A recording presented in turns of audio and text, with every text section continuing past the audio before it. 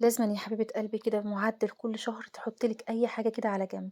باكيت جيلي، باكيت كريم كراميل، نُص كيلو كنافة، أي حاجة لو بسيطة ب10 جنيه صدقيني هتفرق معاكِ باقي الشهر. أنا النهارده فيديو بسيط وظريف بما إن أنا آخر الشهر والولاد طالبين مني حاجة حلوة، فقُلت إن أنا نقدم الروتين البسيط ده، وإن شاء الله بإذن الله هتتحفزي منه، وإن شاء الله بإذن الله هتشجعي منه. النهارده فيديو بقى يا بنات بصوا خفيف جدا وظريف جدا ومش هياخد من وقتك ولا من وقت حاجه. احيانا بيجي ايام كده يا بنات بتبقي نفسك في حاجه حلوه تاكليها، كان عندي نص كيلو كنافه كده في التلاجة او في الفريزر، قلت النهارده ان شاء الله باذن الله نطلعه نعمله حاجه حلوه للولاد بما ان اللي احنا اخر الاسبوع وبصراحه مفيش اي حاجه حلوه خالص، فلازم نبقى شايله حاجه كده في الخزانه بتاعتي نعملها في يوم زي ده. ونضفت معاكم برضو اوضه النوم بتاعته وروقتها الترويقه برضو والنور قاطع والبص والدنيا كانت زيطه معايا. فالمهم أول ما نبدأ الكلام نقول اللهم صل وسلم وزد وبارك على المصطفى صلى الله عليه وسلم، اللهم إني أبرأ من حولي وقوتي وألجئ إلى حولك وقوتك يا ذا القوة المتين. لو أول مرة تخش النهاردة القناة بتاعتي يا قمراية خدي لك جولة بسيطة فيها بإذن الله هتعجبك، لو عجبتك اللايك والاشتراك وضغط على كلمة الكل عشان يوصلك مني كل إشعار فيديو أنا بنزله. زي ما قلت في بداية الفيديو إن أنا النهاردة كان آخر الشهر بتاعي بصراحة، كل الحاجات الحلوة اللي كانت موجودة خلاص، حتى حاجات الولاد اللي باباهم كان بيجيبها كانت خلاص كده. فكان عندي نص كيلو كنافة كده يا بنات في الفريزر، هقول لكم نص كيلو كنافة ده مش هتصدقوا من رمضان وهو موجود عندي. فقلت تعالى بقى جالك وقتك النهارده بما ان الولاد كل شويه يقولوا يا ماما عايزين حاجة حلوة، فهنطلعه النهارده نعمله بإذن الله بطريقة سهلة جدًا وعلى قد إيدي برضه، هنعمله كده إن شاء الله بإذن الله بالكريمة، يعني بمعنى أصح بالنشا، لو معلقة قشطة عندِك كده من وش اللبن برضه، لو عندِك كاسترد، المهم نشا أو كاسترد يمشّي ما فيش أي مشكلة. حطيت العسل بتاعي الأول كوبايتين السكر على كوباية المَيّة وحطيتهم على النار، بمجرد ما يغلوا جيت فاركة بس كده عصرة الليمون وسِبتهم بقى يغلوا لغاية ما يدّيني القوام اللي مضبوط بتاع الكنافة بتاعتي. وجيت عشان نعمل بقى الكريمة اللي أنا هنحشي بيها إن شاء الله بإذن الله، حطيت كده يا حبيباتي كوباية لبن مع معلقتين نشا، والنشا لقيته بصراحة شوية، حطيت عليه معلقة كاسترد برضه ومعلقة سكر وفضلت نقلب بقى لغاية ما اداني القوام المظبوط. وكان عندي كده وش قشطة كنت حاطاه في جنب، جبته بقى وقلت عشان خاطر بإذن الله يديني طعم ويديني قوام ويديني بصي، يعني مش هقول لكم مش عندك قشطة مفيش أي مشكلة يا بنات، ممكن تستبدليها بس بظرف فانيليا وخلاص على كده. وحضرت السكر عشان انتوا عارفين السكر لازم يكون ساقع، وجبت بعد كده الكنافة بتاعته قعدت نقطعها، قلت هنقطعها بالسكينة طب هنعملها بالكبة فمش مستاهلة بصراحة، لقيت لأن كده كده أصلا بإيدك بتنفرك اهيت. جبت الصينية وقعدت بقى فركتها لغاية ما ادتني القوام اللي مظبوط عشان خاطر مش عايزاها تنهري معايا ولا عايزاها برضو تكون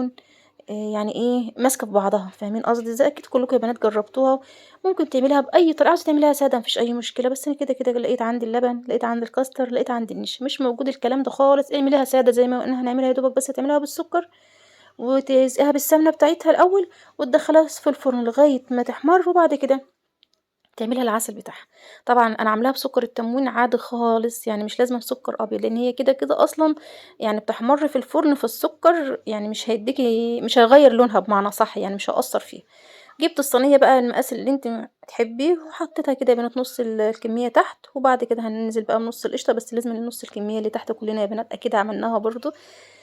لازم تضغطي عليها بإيدك جامد خالص لغاية ما كل القطع تكون متماسكة ببعضها عشان لما تيجي تقلبيها ما تكونش فكة منك ويكون شكلها جميل جدا وتتقطع وتيجي تقطعيها تبقى كل قطعة لوحدها. صدقوني طعمها طالع خيال يا بنات، يعني سبحان الله زي ما قلت لكم البساطة ما فيش زي منها. فانت بقى عاوزة تكلفي عن الكنافة كل يعني انواع كنافة كتير على حسب انت ما تحطي، بس انا بقدم الحاجة اللي موجودة في بيتي وعلى قد امكانياتي ويمكن برضو على قد امكانياتكم عشان خاطر كلنا يا بنات، يعني الحمد لله. الحاجة دلوقتي مفكراني الحاجة ممكن تيجي بالسهل، لا مش بتيجي بالسهل خالص الحمد لله.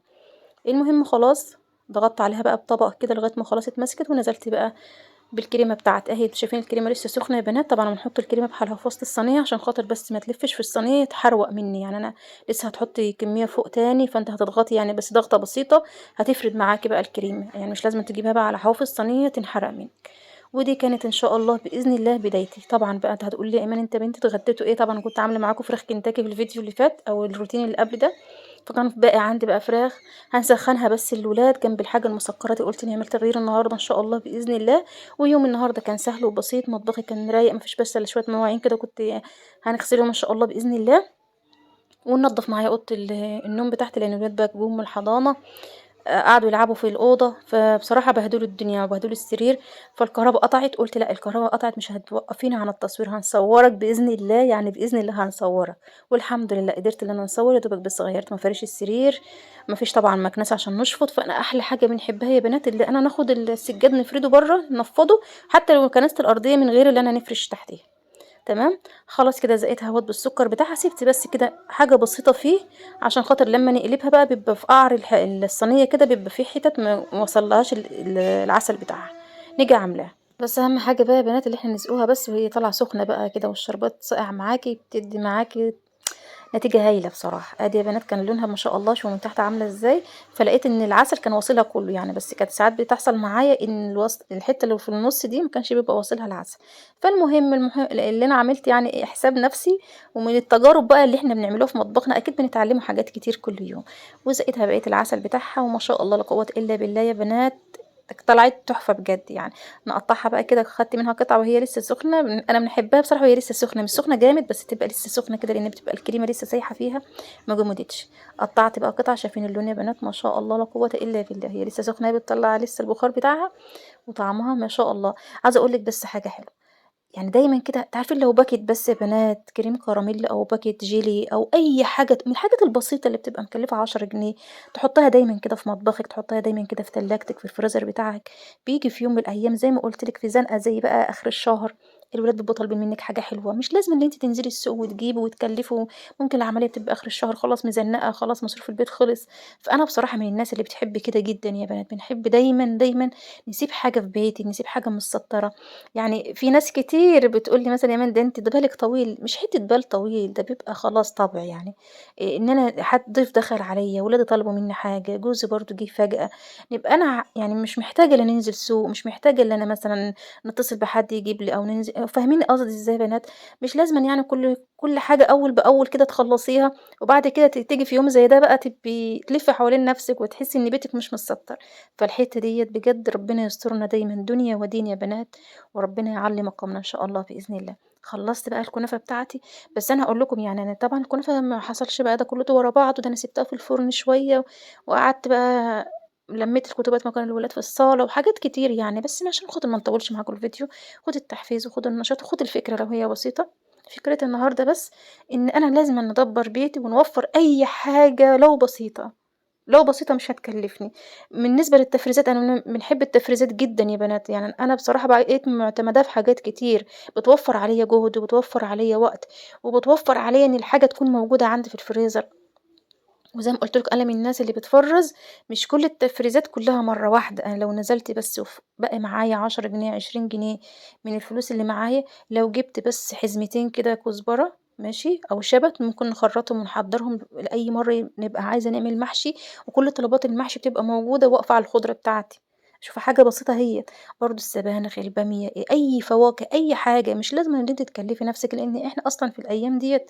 يعني ما عادش في مساحة إن أنتِ تعملي كده، أنتِ فاهمة إزاي؟ كل الحكاية بس إن أنتِ تجيبي الحاجة على قد إمكانياتِك، وفي نفس الوقت ما تحرميش نفسِك من أي حاجة. خلاص حبيباتي، خلّصت بقى ودخلت كده على الأوضة بتاعتي شِلت المفرش تمام، وفرشت مفرش برضه يكون هادي كده يكون عندي، وجِبت بقى المفرش ده خلاص بقى أيامه جات يا بنات مفرش القطيفة بقى اللي يضُبِّك كده ويلمِّك في السقعة ديّة، وتتغطي بالبطانية أنتِ وولادِك بصراحة يعني دفاه جميل جدًا. وفي نفس الوقت بياخد فترة طويلة على السرير، يعني مش بنغيّره كل أسبوع لأ بصراحة، ده بياخد فترة ممكن 15 يوم، 20 يوم على ما نشيله ونغسله. فقُلت إن شاء الله بإذن الله جِه لك يومك بقى خلاص الجو برّد بالليل وعشان خاطر ندفّي الولاد برضه، لإن أنا بننام أنا والولاد هنا، وإن شاء الله بإذن الله يعني لقيت إن السرير بيبقى ضيّق والولاد خلاص اتعوّدوا إن هُم يناموا معايا وبالذات في الجو برد يا بنات، فإن شاء الله بإذن الله بقى هنوضّب أوضة الأطفال نضم السريرين لبعض نعدّوا بس فترة الشتا إن شاء الله بإذن الله، وبعد كده إن شاء الله زي ما قُلت لكم بقى إن الصيف كده أصلًا يعني بتبقى حصيرته واسعة بقى، هتنامي في أي مكان كده أصلًا، فأنا هيبقوا يرجعوا بقى في مكانهم تاني على السرير، بس عشان خاطر الجو بيبقى برد والولاد بالليل يعني بيبقوا مبردين جامد وكل شوية نروح نبُص عليهم زي ما قُلت لكم، نلاقيهم متعريين، شايلين الغطا من عليهم، فطبعًا كل شوية بقى بنبقى قلقانة عليهم، فقُلت كده أنا بننام لوحدي هنجيبهم معايا أو أنا نضم السريرين عشان نبقى معاهم، حتى لو هُم ناموا لوحديهم على السريرين يبقوا مدفّيين بعضيهم، أنتم فاهمين إزاي؟ يعني السريرين ضميتهم لبعض يبقوا مدفيين بعضهم بالغطا، إنما هننيمهم هُم الاتنين على سرير واحد، السرير صغير، فنخاف أحمد يُقع أو وسام تُقع، فقُلت إن شاء الله بإذن الله إن أنا هنضم السريرين لبعض، هُم ناموا لوحديهم، أنا نمت معاهم ما فيش مشكلة، خلاص فرشت بقى طلّعت برضه الحافية بنات والتلميعة بقى البسيطة، والنور كان قاطع زي ما قُلت لكم، فكانت المكنسة مش هتشتغل، فقُلت إن أنا هنشيل بقى كده السجاد نطلّعه برّه على سور البلكونة، ننفّضه، ونكون أنا كنست البلاط والأرضية بتاعتي عشان خاطر بإذن الله، بإذن الله تبقى الدنيا رايقة معايا، حتى لو أنا ما مسحتش، يعني أنا ما مسحتش معاكم خالص، أنا بس خدت السجاد نفّضته برّه وكنست الأوضة وخلاص. عايزين تمسحوا بقى ما فيش مشكلة، بس أنا البلاط كنت لسه ملمّعاه قريب، هي كل بس اللي أنا شِلت السجاد ليه، لإن لسه هنكنس بالمكنسة العادية فبتغلّبني، فقُلت ليه، كده أصلًا التنفيضة بتاعة السجاد أحسن وأوفر في الجهد والوقت، وبتدّيكِ نتيجة أحسن. خلاص حبيباتي وصلت لهنا، صلّوا على رسول الله واذكري الله. طبعًا حبيباتي كلّكم ربنا يخلّيكم ليّا يا رب ما يحرمني منكم أبدًا، بس طمنوني عليكم يعني في بنات كتير بتغيب كل مدى كده على ما نشوفها. فطمنوني بس عليكم دلوقتي حالًا في الcomment ودعوة بقى من قلبكم إن شاء الله بإذن الله ولكم بالمثل وزيادة. نخلّص معاكم وزي ما قُلت لكم غدايا كان جاهز. صدقوني يا بنات يعني هو الشغل مش بيخلص، أو هنقول لِك إيه، اللي بتباتي فيه بتصبحي فيه ودايرة طول النهار بتلفي فيها، بس سبحان الله مَلذة الحياة هي ديّة، يعني في اليوم اللي بتبقى كدهوّة ما وراكيش حاجة، بتبقي قاعدة مرتاحة ومأنتخة، ممكن ماسكة التليفون وممكن تطلعي برّه شوية، تقعدي شوية، الأكل جاهز، الكلام ده كلّه بس الشغل حلو، لمّا تحسّي إن أنتِ أنجزتِ في يومِك وعملتِ حاجة حلوة كده وهاقول لِك إيه، ثمرتِك بانت قدّامِك، بجد بتبقي سعيدة جدًا، يعني أنا واحدة من الناس في كده يا بنات، يعني ما بنحبش القعدة الكتير، ما بنحبش مثلًا بس ساعات بييجي لِك بقى أحيان تعبانة، كسلانة، ما أنتيش قادرة النهارده، نِفْسِك تريّحي النهارده. فالكلام ده كلّه طبعًا يعني بيمُر علينا كلّنا برضه، وبرضه إحنا كستات لينا والله العظيم يا بنات مُطلق الحرية اللي إحنا لينا راحتنا برضه، يعني مش لازم زي ما قُلت لِك كل يوم تكوني ضاغطة نَفْسِك بزيادة يعني، بلاش تحمّلي نَفْسِك فوق طاقتها، لأ. إن بدنِك عليكِ حق، حمّلي نفسِك على قد طاقتِك أنتِ، مش طاقة اللي قدّامِك، لإن ما حدش هيحس بيكِ ولا حد هيشيل عنِّك، صدقوني يا بنات إحنا بني آدم مننا مهما أنا أوصف لِك الوجع اللي جوّاه لمّا نكون موجوعة، أنتِ مش هتحسي بيّا، أنتِ ممكن تطيّبي خاطري بكلمة أو تراضيني بكلمة، بس برضه مش حاسة باللي جوايا غير اللي جرّب، اللي بيبقى مجرّب الحاجة بتبقي تحكي له بيبقى حاسس بيكِ جامد جدًا، يعني أنا لمّا يبقى بيمُر عليَّ أي موقف وأي حد ييجي يكلمني فيه، كأن الموقف ده بيمُر عليَّ من أول وجديد، بنبقى حاسة بفرحه وحاسة بوجعه وحاسة بإحساسه، بس في كتير يعني ربنا يعافينا آمين يا رب العالمين، ما بيبقوش حاسين بيكِ، مش حاسين بتعبِك قد إيه، مش حاسين بوقفتِك بتتعبي وجهدِك والكلام ده كلّه، فعشان كده أنتِ حسّي بنفسِك وقدّري قيمة نفسِك، وخلّي لنفسِك قيمة، قيمة إزاي؟ قيمة بس باهتمامِك بنفسِك. صحيًا وجسديًا ونفسيًا، الكلام ده كلّه يا بنات بيفرق جدًا والله العظيم، والهدوء اتعلموا السكينة والهدوء، وربنا بقى اللي بيبقى بإيده السكينة والهدوء ده، هو اللي بيزرعها في قلب البني آدم، وأحلى حاجة في الدنيا لمّا ربنا يبقى زارع في قلب بني آدم يا بنات التقوى والرضا والإيمان، يا سلام! ما بتستغني عن كل البشر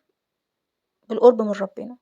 بتبقى شايفة كل حياتِك حلوة وراضية وساكنة بإيه؟ بوجوده هو جنبِك واستشعارِك بيه في كل حاجة بتعمليها. صدقوني أنا باقول الكلام ده مش باقول كلام وخلاص، لأ الكلام ده عن تجارب كتيرة يا بنات. خلّصت معاكم الأوضة والحمد لله كان الولاد جُم غديتهم ودخلت بس كده المواعين بقى كنت لامّاها أهيّة يا بنات، هنغسلها بقى الغسلة اللي هي يعني بتاعة كل يوم، جِبت البريل وجِبت السلكة بتاعتي وقعدت بقى نغسل في المواعين بتاعتي، أتمنى إن شاء الله بإذن الله إن النهارده الفيديو يشجعِك ونشّطِك وخدتِ منه فكرة حلوة. وبصدقوني كلامكم الجميل اللي أنتم بتكتبوه في حقي ربنا يجعله في ميزان حسناتكم يا بنات، بابقى سعيدة جدًا وبابقى فرحانة جدًا بكل كلمة أنتم بتكتبوها والله العظيم، ونبقى مستنية كومنتاتكم اللي بتشجعني وبتخلّيني ننزّل كل فيديو جديد حتى لو هي نسبة المشاهدة بسيطة، بس زي ما قُلت لكم تابعوني على قناتي في الفيسبوك إن شاء الله هتعجبكم بإذن الله. يعني حاسة إن اليوتيوب مستقصدني بس الحمد لله ربنا مراضيني بطريق تاني، أنا باقول لكم ابحثوا بس باسم إيمان بدر تمام؟ وإن شاء الله بإذن الله هتنوروني هناك، وبرضه اللي في الفيسبوك يبحثوا في اليوتيوب باسم إيمان بدر إن شاء الله بإذن الله برضه هتشرفوني هناك. حبايبي بقى اللي بيخشوا كده في الخباثة من برّه لبرّه أنا عارفاهم دلوقتي واحد واحد واسم طبعًا حبيبات يعني الحمد لله، بيخشوا بس عشان يستطلعوا الرأي عن إيمان، يشوفوا إيمان عملت إيه النهارده، خلّت إيه النهارده، يعني إيه مراقبينّي من بعيد لبعيد. ربنا يديكِ الصحة ويخليكِ يا رب، وبتنوريني في أي مكان، والسلام عليكم.